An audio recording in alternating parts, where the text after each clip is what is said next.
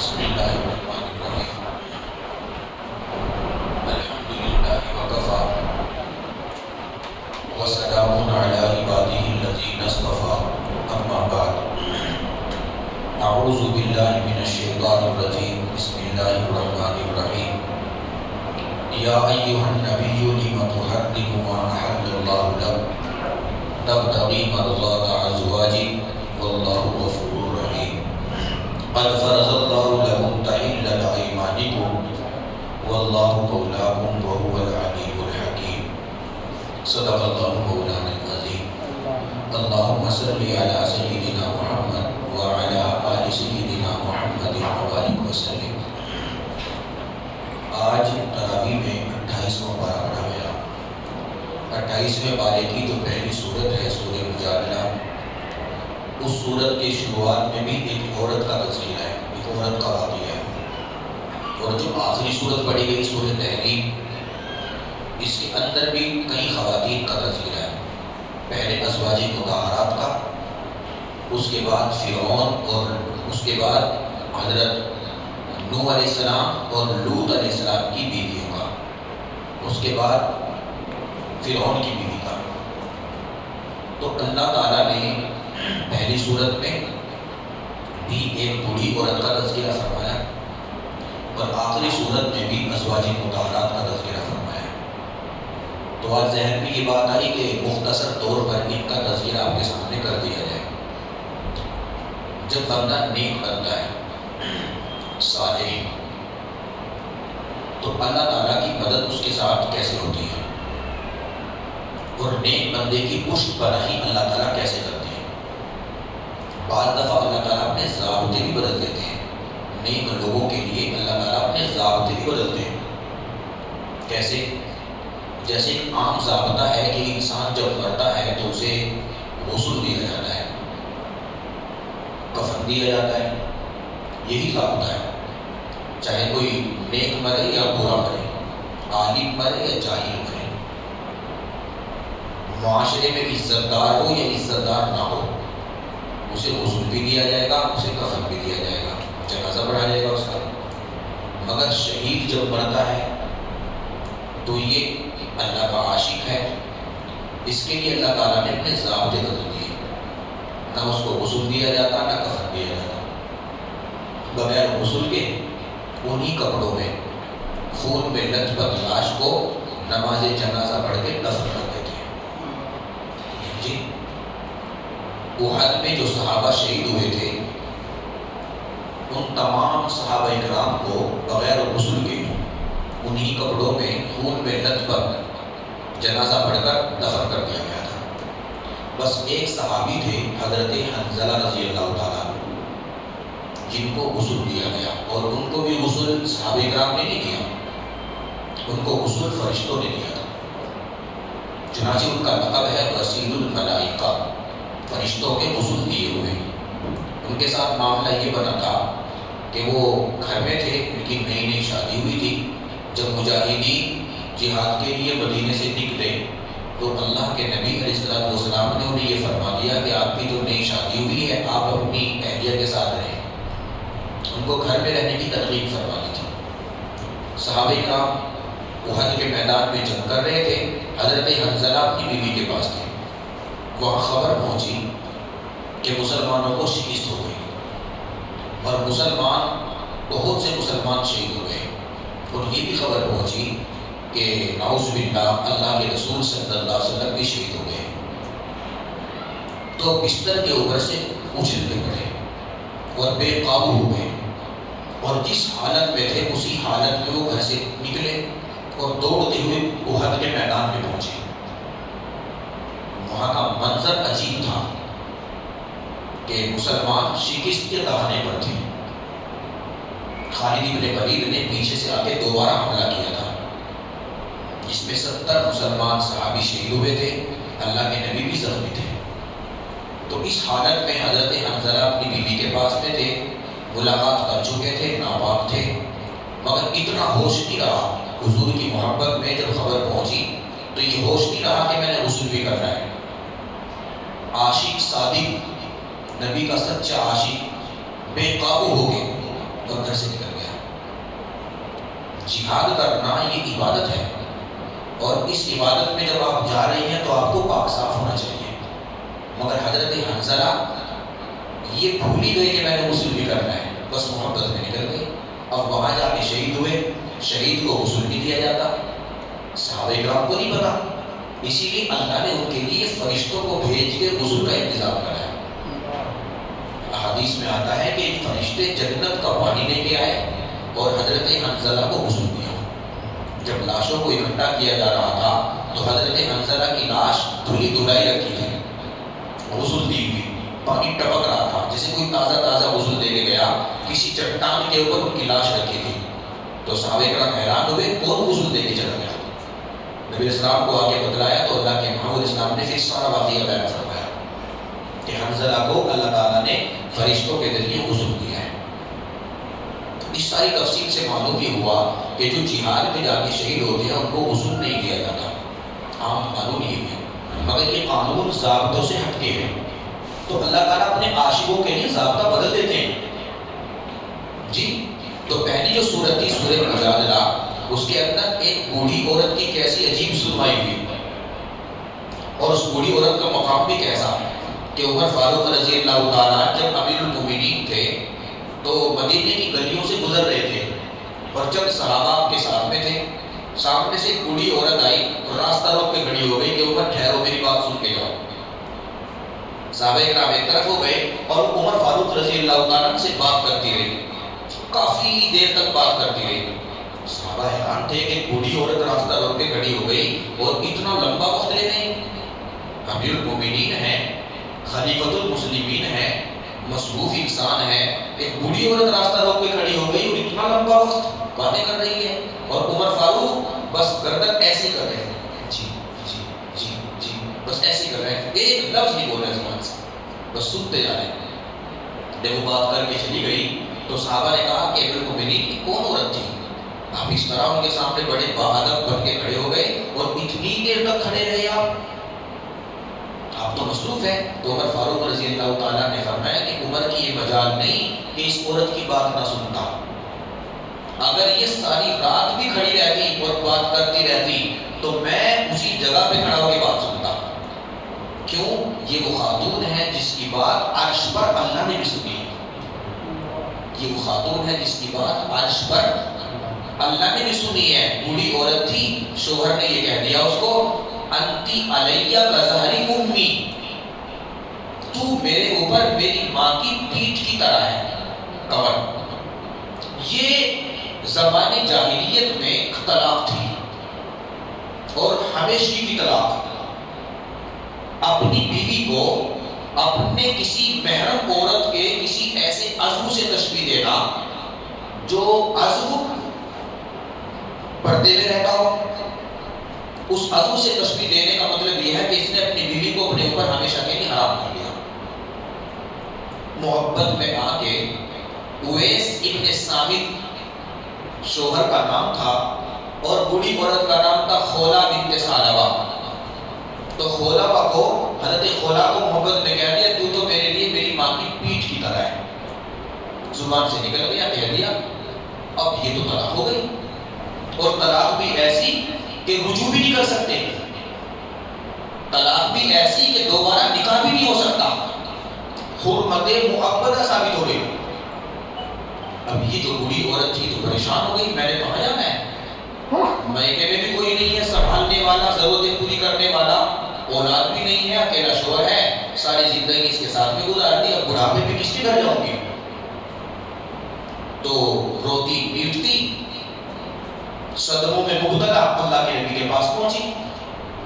حضور علیہ السلام سے آگے کہا، حضور شوہر نے مجھے کہا، اللہ کے نبی نے فرمایا تمہیں تو طلاق ہو گئی۔ انہوں نے کہا اللہ کے نبی میری کیا غلطی ہے، میں نے ایک شوہر کی خدمت میں ساری زندگی گزار دی، میری جوانی اٹھ چکی ہے، جوانی گزر چکی ہے، میں اپنے شوہر کے ساتھ میں زندگی گزار رہی تھی، ان کی زبان سے یہ باتیں نکلی ہیں، تو میری کیا غلطی ہے، مجھے کس بات کی سزا دی جا رہی ہے، آپ میرے لیے کوئی راستہ نکالیں۔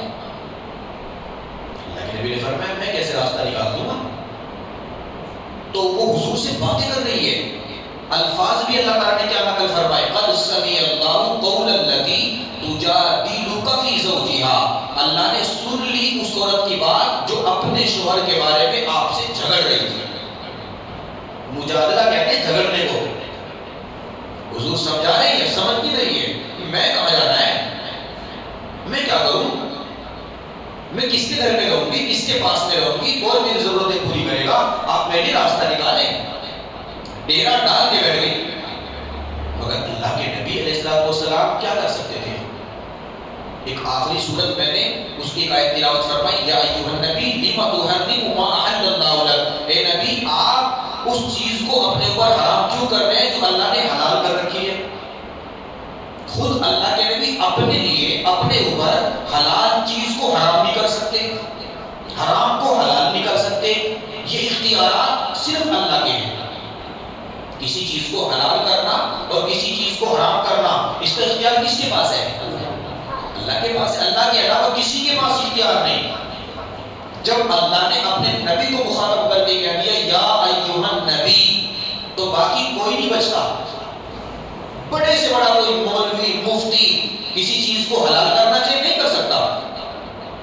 چنانچہ حضرت تھانوی رحمۃ اللہ علیہ کا ان کے زمانے میں جب پوری دنیا میں آپ کا ڈنکا کاپ کے علم کا چرچا تھا, تو اس دور میں کچھ لوگ آئے حضرت تھانوی کے پاس میں, فرمایا کہ دنیا کی قومیں سود کے راستے پر ترقی کر رہی ہیں اور دنیا آپ کو مانتی ہے اور آپ کی باتوں کو تسلیم کرتی ہے, اور مسلمان کاروباری لائن سے بچھڑ رہے ہیں. سود لینے والے, سود کا کاروبار کرنے والے ترقی کر رہے ہیں, اور مسلمان سب آپ کی بات سنتے ہیں اور مانتے ہیں. تو آپ سود کے حلال ہونے کا فتویٰ دے دیں. حالات بدل گئے. اب وہ حالات نہیں 14 سال پہلے مدینے والے. آپ فتویٰ دے دیں, ہمیں امید ہے کہ مسلمان آپ کی بات کو تسلیم کریں گے. جب آپ سود کو حلال کہہ دیں گے تو پھر کاروبار بڑھے گا مسلمانوں کا. تو حضرت تھانوی رحمۃ اللہ علیہ نے فرمایا تمہیں غلط فہمی ہے, یہ حساس قوم ہے مسلم قوم, یہ مجھے اسی وقت تک مان رہی ہے جب تک میں حلال کو حلال حرام کو حرام کہہ رہا ہوں. آج میں نے اگر حرام کے حلال ہونے کا فتویٰ دے دیا, ایک مولوی کا ماننا تو دور کی بات, عام مسلمان بھی نہیں مجھے مانے گا. مولوی ماننا تو دور, عام مسلمان بھی مجھے اسلام سے خارج کر دے گا. سمجھ رہے ہو, اتنا حساس مسئلہ ہے اس امت کا. اور اللہ پاک نے ان پڑھ بندے کو بھی اتنا شعور دیا ہے کہ وہ جانتا ہے کہ اس امت کا کوئی عالم کسی حلال کو حرام نہیں کر سکتا, حرام کو حلال نہیں کر سکتا. اللہ کے نبی نہیں کر سکے, اللہ کے نبی کو منع کر دیا. کیا ہوا تھا, نبی علیہ السلام نے عصر کے بعد, آپ کی عادت تھی کہ آپ عصر کے بعد اپنی تمام ازواج کے پاس تھوڑا وقت گزارنے کے لیے جاتے تھے, تو 2-4 منٹ گزار جاتے تھے. تو بعض ازواج کچھ خدمت میں پیش کرتی, اللہ کے نبی نوش فرما لیتے, کھا لیتے. حضرت زینب بنت جہش شہد کا شربت پیش کرتی تھی, وہ بناتی تھی اور خدمت میں پیش کرتی, اور شہد کا شربت آپ کو بہت پسند تھا, تو وہاں تھوڑا 1-2 منٹ فالتو لگ جاتی تھی. اب جو اگلی بیویاں ہوتی تھی وہ انتظار میں رہتی تھی کہ اب نکلے اب نکلے, اندر جاتے ہوئے بھی دیکھتی تھی اور نکلتے ہوئے بھی. تو زینب کے پاس میں ٹائم ذرا زیادہ لگتا ہے, تو آپس میں بیویوں میں باتیں بنی, کیا کرتے ہیں ہم اللہ کے نبی. چنانچہ آپس میں سیٹنگ کی خواتین نے, اور سیٹنگ کرنے والیوں میں امی عائشہ, حضرت حفصہ وغیرہ ہی کچھ ازواج تھے کہ حضور جب آئیں گے تو حضور سے یہ کہنا کہ آپ کے منہ سے کچھ بو آ رہی ہے, مغافیر کی کوئی ایک گوند ہوتا تھا اس میں سے بو آتی تھی. تو حضور علیہ السلام پہنچی, عائشہ نے کہا حضور آپ کے منہ سے تو بو آ رہی ہے. اچھا, پھر آگے پہنچے دوسری بیوی کے پاس, کہا اللہ کے نبی آپ کے منہ سے تو بو آ رہی ہے مغافیر کی. حضور نے فرمایا میں نے تو شہد پیا, شہد کا شربت پیا ہے. تو پھر انہوں نے بات بنائی, ایسا ہو سکتا ہے شہد کی مکھی اس کے اوپر بیٹھی ہو اس لیے وہ آ گئی ہو, یہ بات بنائی. مگر نبی علیہ السلام نے اس وجہ سے کہ میری منہ کی بو سے ان کو تکلیف پہنچی, اور وہ بو آئی شہد کی وجہ سے, تو اللہ کے نبی علیہ السلام نے قسم کھا لی کہ میں شہد نہیں کبھی پیوں گا, شہد کو اپنے پر حرام کر لیا. اس کو اللہ فرماتے ہیں کہ لما تحرم ما احل اللہ لک, آپ نے اس چیز کو کیوں حرام کیا جسے اللہ نے آپ کے لیے حلال کیا ہے. تبتغی مرضات ازواجک, اپنی بیوی کو راضی کرنے کے لیے, بیوی کو راضی کرنے کے لیے, یہ آپ نے نہیں کرنا تھا. واللہ غفور رحیم، اللہ بخشنے والے رحم کرنے والے ہیں۔ محمود کو یہ نہیں بدلا دیا، کیونکہ پچھلی بات بھی تو نبی کے لیے بہت بڑی ہے نا، کیوں کر رہے ہو؟ تو جو بندہ غیرت مند ہوتا ہے نا، اسے تو شرم آ جاتی ہے فوراً کہ مجھے ٹوک دیا گیا، میرے سے غلطی ہو گئی۔ تو اللہ کے نبی صاحب کو فوراً فرمایا کہ اللہ معاف کرنے والے، رحم کرنے والے، اللہ نے آپ کو معاف کر دیا ہے۔ پھر فرمایا قد فرض اللہ لکم تحلۃ ایمانکم، اللہ نے آپ کے اوپر فرض کر دیا کہ آپ اپنی قسم کو حلال کریں۔ کیا مطلب ہے؟ قسم کو توڑ کے قسم کا کفارہ دیں، اور جس چیز کو آپ نے حرام کیا اس کو حلال کریں، استعمال کریں۔ ایک لمبی تفصیل ہے اس واقعے کی، وہ میں عرض نہیں کر رہا ہوں آپ کے سامنے۔ تو اللہ کے نبی صلی اللہ علیہ وسلم نے حضرت غالباً حضرت حفصہ کے پاس میں قسم کھائی تھی کہ میں شاید نہیں پیوں گا، مگر حضور نے ان کو یہ کہا تھا کہ یہ بات کسی کو بتانا نہیں، میں شاید کو حرام کر رہا ہوں، شاید استعمال نہ کرنے کی قسم کھا رہا ہوں۔ وجہ اس کی ہے کہ جب یہ بات زینب تک پہنچے گی تو ان کو تکلیف نہیں ہوگی۔ زینب کے پاس پیا نا میں نے شاید، تو ان کو تکلیف پہنچے گی، تو حضور نے منع کر دیا، مگر حضرت حفصہ رضی اللہ تعالیٰ عنہ نے اس کا تذکرہ کر دیا دوسرے شخص کے پاس۔ اللہ کے نبی علیہ السلام کو پتہ چل گیا کہ حفصہ نے تذکرہ کیا ہے۔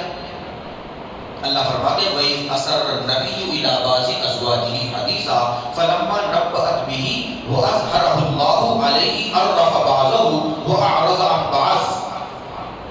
وہ ظاہر جو نبی کا راز تھا، نبی کی بات تھی، حضور نے فرمایا کسی کو نہیں کہنا، انہوں نے بتلا دی۔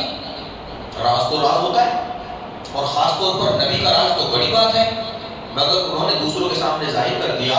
اللہ پاک نے اپنے نبی کو وہ بات بتا دی۔ قرآن اترا، اللہ نے فرمایا کہ میرا نبی آپ نے جو ان سے یہ کہا تھا کہ کسی کو نہیں بتانا، انہوں نے بتا دیا۔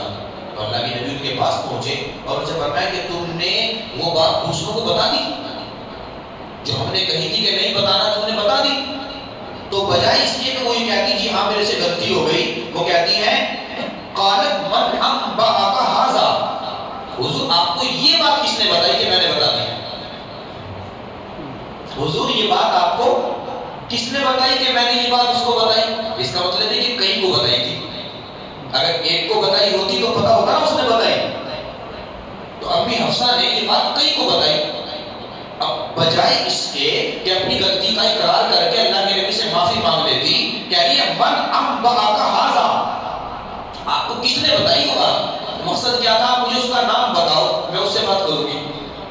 مقصد تو یہی تھا نا۔ اس کا مطلب عورت کی فطرت ہوتی ہے،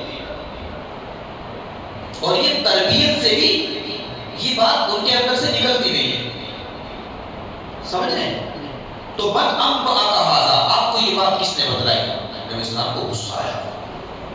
اللہ کے نبی نے جواب دیا قال نبأنی العلیم الخبیر، مجھے اس ذات نے بتلائی یہ بات جو علیم بھی ہے خبیر بھی ہے، جو علیم بھی ہے خبیر بھی ہے۔ کون ہے؟ اس نے مجھے بتلائی۔ اب ان کو احساس ہوا تو اللہ پاک نے بتلائی ہے۔ لیکن نبی علیہ السلام راز کے ظاہر ہونے پر ناراض ہو گئے، اور اتنے ناراض ہوئے کہ اللہ کے نبی علیہ السلام نے انہیں طلاق دینے کا ارادہ فرما دیا۔ حضرت حفصہ کو طلاق دینے کا ارادہ فرما دیا۔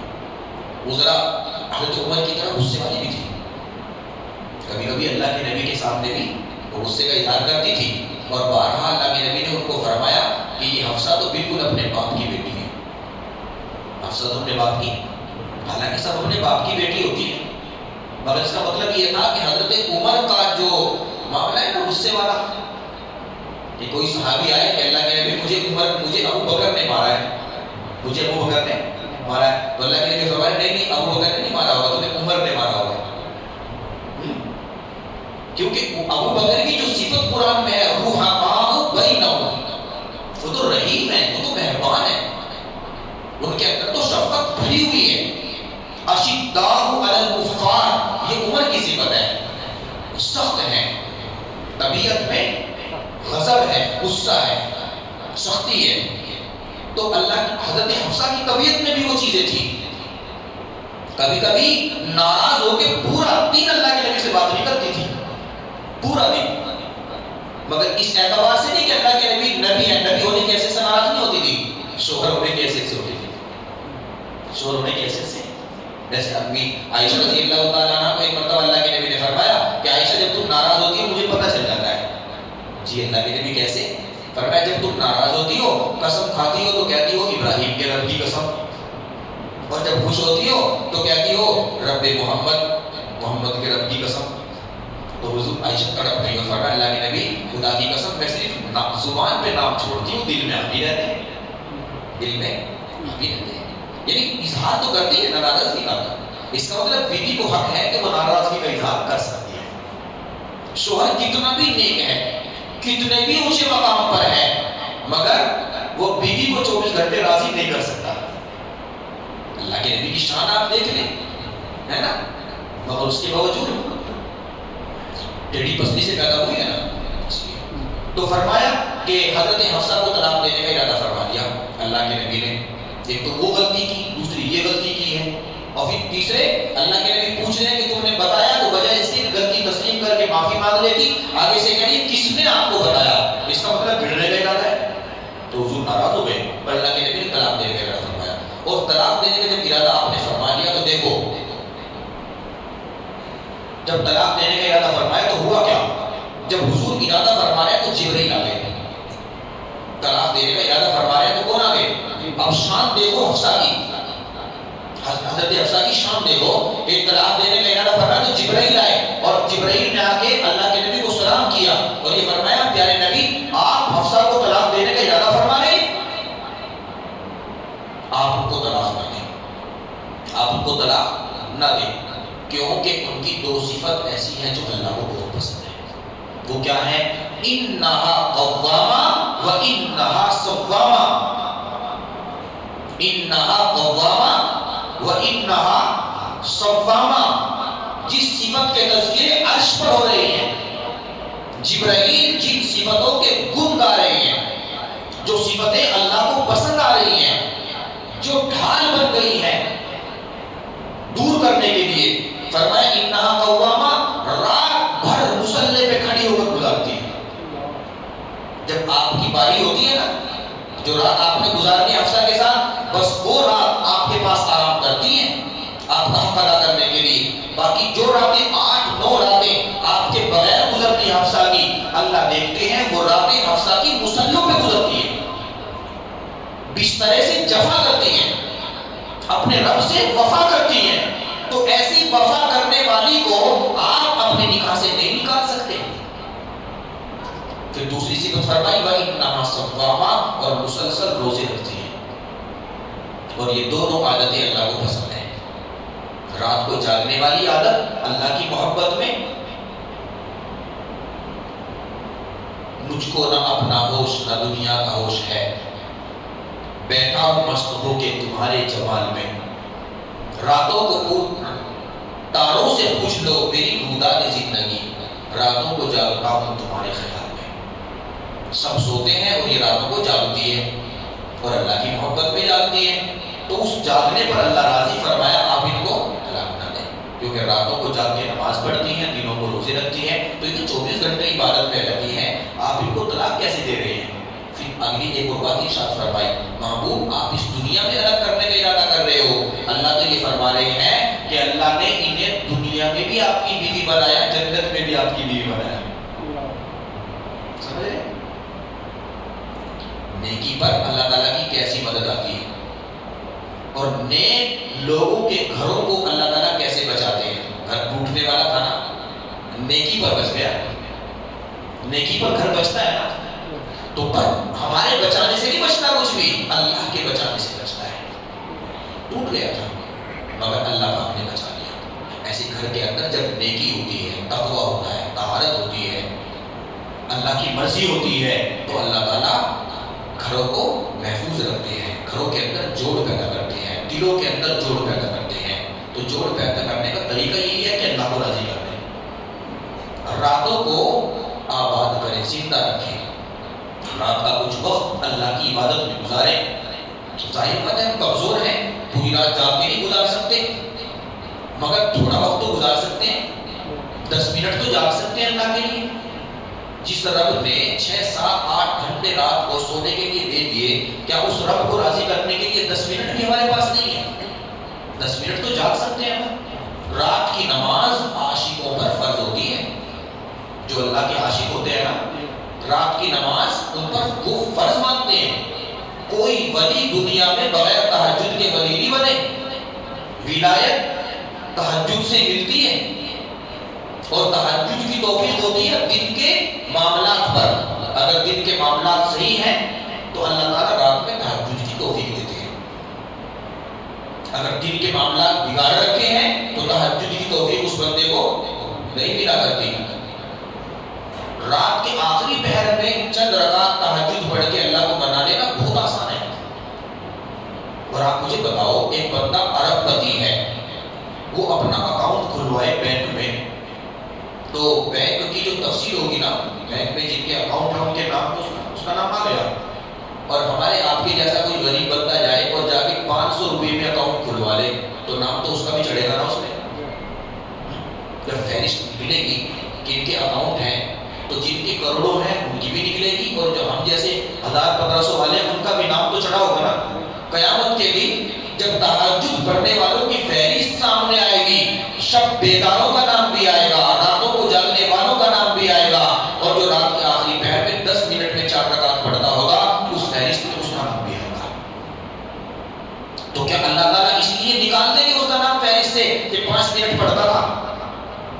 جی بینک کا مینیجر نکال سکتا ہے نام کہ اس نے تو صرف 1000 روپے جمع کر رکھے ہیں؟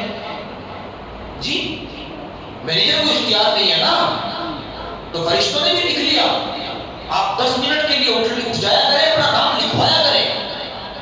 تہجد گزاروں کی وہ فہرست جن میں اللہ کے رسول کا نام، ابو بکر کا نام، عمر فاروق کا نام، حضرت امام اعظم ابو حنیفہ کا نام، امام شافعی کا نام، پیران پیر شیخ عبد القادر جیلانی کا نام، غوث پاک کا نام، اتنی بڑی بڑی ہستیوں کا نام جس فہرست میں ہوگا.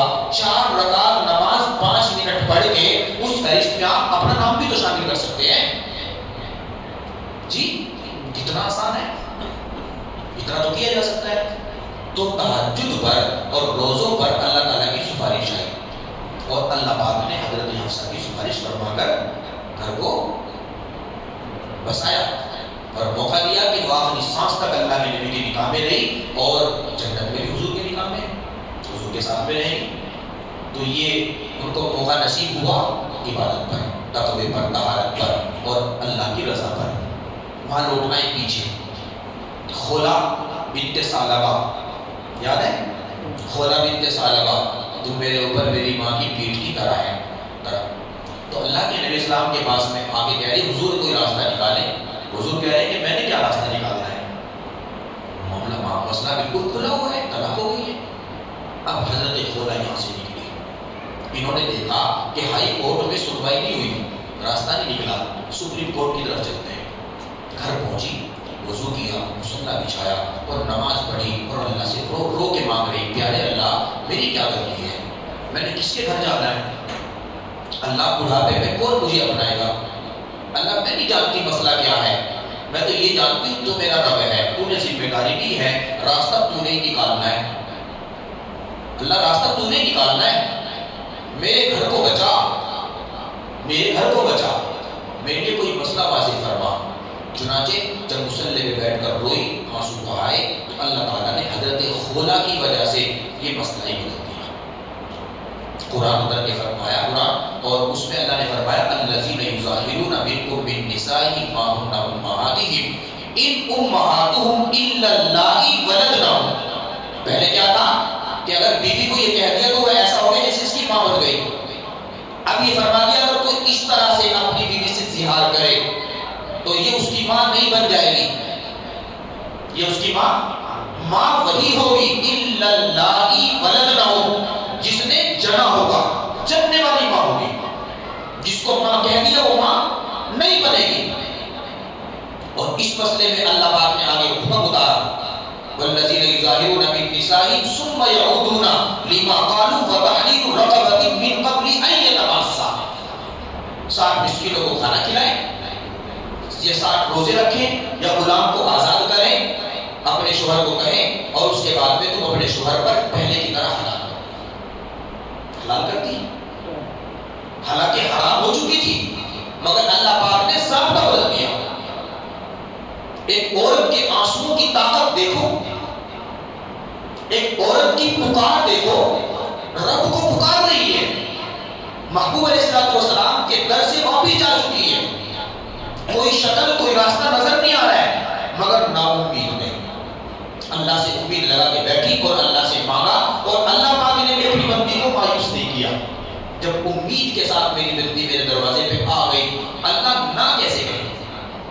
اللہ نہ نہیں کہتے، اللہ نہ نہیں کہتے۔ جب اللہ نے ہمیں کہا وَأَمَّا السَّائِلَ فَلَا تَنْهَرْ، اگر کوئی تم سے سوال کرے جھڑکی مت دو، فریاد کو پہنچو، ضرورت کو پورا کرو، تو کیا خیال ہے؟ اگر کوئی اللہ کو پکارے، اللہ سے فریاد کرے، تو اللہ نہ کہیں گے؟ اللہ جھڑکی لگائیں گے؟ ہمارے پاس شکل نہیں حلال کرنے کی، اگر اللہ کے پاس ہی نہیں ہے تو کس کے پاس ہے؟ آپ نے جو اللہ سے مانگا، اگر وہ اللہ کے خزانے میں نہیں تو کہاں ملے گا؟ اللہ نہ، آپ کے خزانے میں سب ہے، آپ ہی دو گے، آپ سے ہی دیں گے، نہیں ٹلیں گے، نہیں جائیں گے۔ جب آ گئے ہیں آپ یہی دروازے سے لے کے جائیں گے۔ جب بندہ اس طرح اپنے رب سے تعلق قائم کر کے اپنے رب سے مانگے، پکارے، فریاد کرے، تو اللہ کیوں نہیں دیں گے؟ جہاں بالکل چانس ہی نہیں ہے، ناممکن ہے، وہاں بھی بندوں نے اللہ سے دیا ہے۔ حضرت خلا کی مثال ہے، حضرت خلا کی مثال ہے۔ ہم نے تو بلکہ یہاں تک دیکھا ہے کہ بندہ اللہ سے کم مانگے، اللہ زیادہ دیتے ہیں۔ ایسی ایسی مثالیں حیران کرنے والی کہ بندے نے اللہ سے تھوڑا مانگا، مانگ کے یہ نہیں ہوا نہیں ملا۔ ابراہیم علیہ السلام نے ایک بیٹے کا سوال کیا، ایک بیٹے کا، کتنے ملے؟ جی ابراہیم علیہ السلام کے کتنے بیٹے تھے؟ نہیں، دو بیٹے تھے نا، اسماعیل علیہ السلام، اسحاق علیہ السلام، ہے نا؟ اور کتنے مانگ؟ ایک بیٹا مانگ رہے، سنگل مانگ رہے، ڈبل مل رہا ہے۔ کہتے ہیں اللہ نیک بیٹا عطا فرما، اللہ بردبار بیٹا۔ اللہ فرماتے ہیں میرا ابراہیم، ہم آپ کو بردبار نہیں، نیک نہیں، مخلص نہیں، ہم آپ کو نبی بیٹا دیں گے، نبی بیٹا، وہ بیٹا جو نبی بنے گا۔ ایک نہیں، دوسرا بیٹا دیں گے، وہ بھی نبی بنے گا۔ نیک مان، مخلص مان رہے کہ نیک بندہ، نیک بیٹا نہیں، مگر اب آپ نے دو دیے۔ اسی صورت کے آخر میں آپ دیکھ لیں، فرعون کی بیوی حضرت آسیہ، جی آخری دور کا لمبا ہے، مگر فرعون کی بھی آخری وقت میں جب ان کو سزا دی جا رہی ہے، قتل کیا جا رہا ہے، ان کی جان نکالی جا رہی ہے، تو مرتے مرتے آخری وقت میں کیا مانگ رہی اللہ تعالیٰ سے؟ رب ابن لی عندک بیتا فی الجنہ، رب ابن لی عندک بیتا فی الجنہ۔ کٹ رہی ہے، مر رہی ہے، شہید ہو رہی ہے اللہ کے نام پر۔ فرعون کہتا ہے رب موسیٰ کو چھوڑ دو، جان بچ جائے گی۔ محل کے سامنے روح محل کی طرف کر کے سزا دی جا رہی ہے، تکلیف زیادہ ہوگی۔ نعمتوں کو دیکھے گی نا، محل کو دیکھے گی نا، کس محل کی رانی تھی، کہاں راج کرتی تھی، اور قصور کیا ہے؟ موسیٰ علیہ السلام کے رب پہ ایمان لائے۔ محل سے باہر بے آبرو کر کے باہر نکالا گیا، کپڑے اتار کے ذلیل کیا گیا، جی جسم کے اندر میخیں ٹھوکی گئی، جسم کے اندر میخیں ٹھوکی گئی۔ سننا کتنا آسان ہے، پورے جسم کے اوپر میخیں ٹھوکی جا رہی ہے، اور ایک ایک میخ کو ٹھوکتے وقت کہا جا رہا ہے بتاؤ رب موسیٰ کو چھوڑتی ہو کہ نہیں؟ موسیٰ کے رب کا نام لینا چھوڑتی ہو کہ نہیں؟ کہتی ہے جو دل میں آ گیا وہ نکلے گا کیسے؟ وہ تو دل میں آ گیا، جو دل سے نہیں نکلے گا۔ ہر قربانی دے رہی ہے، جو نعمتیں ہیں محل کی شکل میں وہ بھی قربان ہو گئی، آبرو بھی چلی گئی، کپڑے اتر گئے، جسم میں محنت ٹھوکی جا رہی ہے۔ اس کے بعد بھی فرعون کہہ رہا ہے کہ اب بھی باز آ جا، اب بھی معاف کر دوں گا، مگر بڑھتے بڑھتے جب آخری سانس نکل رہی ہے تو اس وقت ایک دعا مانگتی، اللہ یہ سب کچھ تیرے نام پہ اور تیری محبت پہ قربان، بس پیارے اللہ بے گھر کر کے نکال دی گئی محل سے۔ اتنا بڑا محل اللہ تیرے نام پہ اور تیری محبت پہ قربان کیا ہے، رب ابن لی عندک بیتا فی الجنہ، اللہ اس کے بدلے میں جنت میں کوئی گھر دے دینا۔ بیت کہتے ہیں چھوٹے سے گھر کو جس پہ رات گزارے، اللہ جنت میں اس بڑے سے محل کے بدلے کوئی جنت کے کسی کونے میں چھوٹا سا گھر دے دینا۔ رب ابن لی عندک بیتا فی الجنہ وَنَجِّنِي مِن فِرْعَوْنَ وَعَمَلِهِ وَنَجِّنِي مِنَ الْقَوْمِ الظَّالِمِينَ۔ اللہ فرماتے ہیں میری بندی مانگا بھی تو کیا مانگا؟ چھوٹا سا گھر، ہم جنت میں چھوٹا سا گھر دیں گے، پھر ہم نے گھر دے دیا، گھر میں اکیلی کرو گی کیا؟ عورت کے پاس میں گھر ہو، بڑا گھر ہو، ہر نعمت ہو گھر کے اندر، قربانی کتنی بڑی دی ہے. آؤ ہم جنت میں گھر بھی دیں گے، گھر والا بھی دیں گے. اللہ گھر والا کون ہوگا؟ فرمایا میرا سب سے محبوب نبی حضرت محمد رسول اللہ صلی اللہ علیہ وسلم کی بیوی آپ کو بناتے ہیں. بتاؤ مجھے ایک عورت کے لیے اس سے زیادہ شرافت اور عزت کی بات کیا ہے کہ اللہ کائنات کے سردار کی بیوی انہیں بنا دے. مانگا نہیں ہے، مانگا نہیں ہے، مانگا گھر ہے. اللہ سے گھر مانگا تو ساتھ میں گھر والا بھی بنا ہے. سمجھ رہے ہو؟ تو مانگنے والا ہمیشہ مانگ کے یہی کہتا اللہ مانگا تھا اپنی حیثیت کے مطابق مگر دے دیا آپ نے اپنی شان کے مطابق. اللہ سے مانگنے کی عادت ڈالیں، اللہ سے مانگنے کی. افسوس کہ ہم اللہ سے مانگنے کی ہمیں عادت ہی نہیں ہے. بازوں کی تو زبان پہ آ جاتا ہے کہ جی بس میں نے تو مانگنا چھوڑ دیا، جی میں نے تو مانگنا چھوڑ. اور بھائی یہ بدبختی کی علامت ہے، یہ بدبخت ہے جو رب سے نہیں مانگتا. کس سے مانگو گے؟ رب سے مانگو.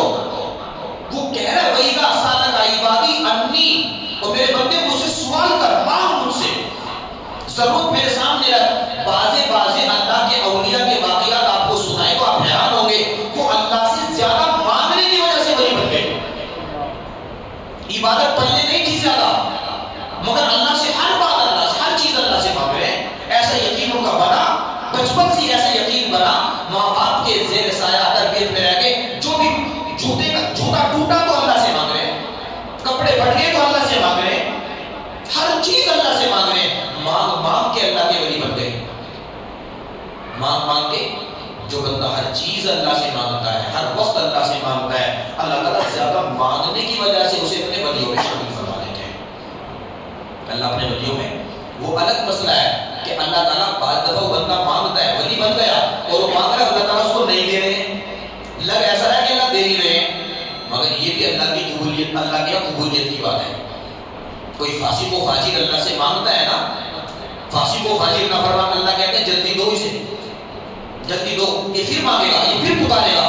فاسق نافرمان ہے، اس کی زبان سے میں اپنا نام سننا پسند نہیں کرتا.